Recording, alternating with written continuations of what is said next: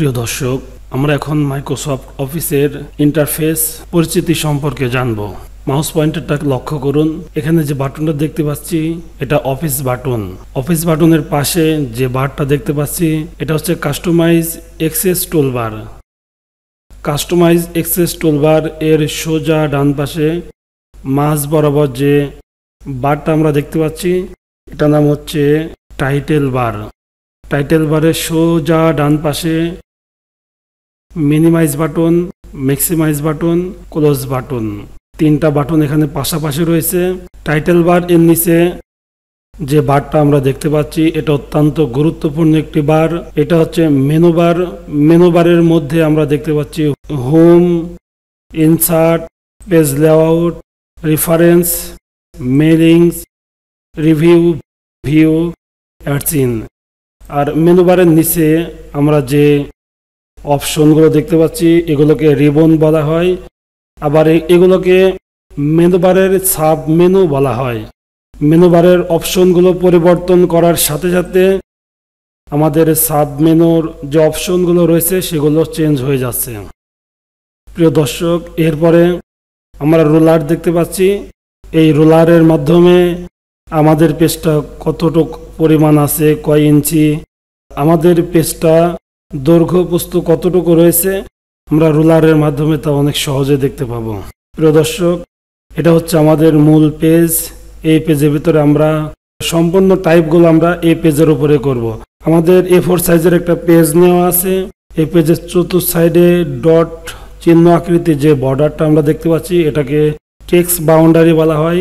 সমস্ত টাইপিংগুলো আমরা টেক্সট বাউন্ডারির ভিতরেই করব। টেক্সট বাউন্ডারির বাইরের যে অংশটা আমরা দেখতে পাচ্ছি এটা হচ্ছে মার্জিন বলা হয়। এই মার্জিনের ভিতরে আমরা কোনো কিছু লিখতে পারবো না। টেক্সট বাউন্ডারির ভিতরেই আমাদের সমস্ত টাইপিংগুলো হবে। এর নিচে বারটা দেখতে পাচ্ছি, এই বারটার নাম হচ্ছে স্ট্যাটাস বার। এখানে কয়টা পেজ রয়েছে এখানে আমাদের পেজ নাম্বারটা দেখাবে। স্ট্যাটাস বারে কতটা ওয়ার্ড আপনি এই পেজে টাইপ করেছেন সমস্ত ওয়ার্ডগুলোর কাউন্টিং এখানে হয়ে যাবে।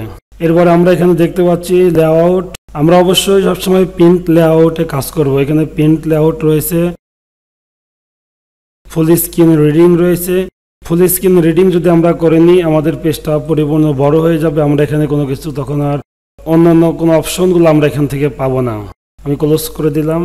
এরপরে ওয়েব লেআউট, এরপরে আউটলাইন এবং ড্রাফট। আমরা সবসময় প্রিন্ট লেআউটে রাখবো, যেহেতু এখানে যে ডকুমেন্টগুলো আমরা লিখবো সব কিছু প্রিন্ট করা হবে।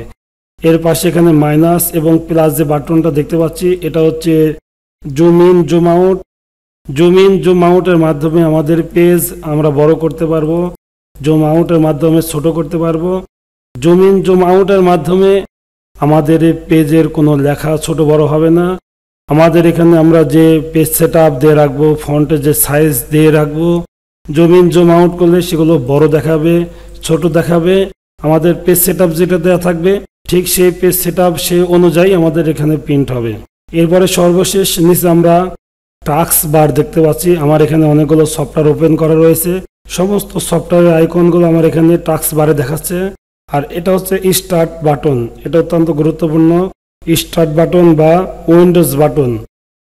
স্টার্ট বাটনের মাধ্যমে আমরা আমাদের সমস্ত সফটওয়্যারগুলো ওপেন করে নিতে পারবো। এই বারটা টাস্ক বার সবসময় আমাদের এখানে ওপেন থাকবে। প্রিয় দর্শক, এই ভিডিওতে আমি আপনাদেরকে মাইক্রোসফট অফিস ওয়ার্ডের ইন্টারফেস পরিচিতি অর্থাৎ নামগুলো শুধু জানিয়ে দিলাম। বিস্তারিত আলোচনা নিয়ে দেখা হবে পরবর্তী ভিডিওতে। ভিডিওটি দেখার জন্য আপনাকে ধন্যবাদ।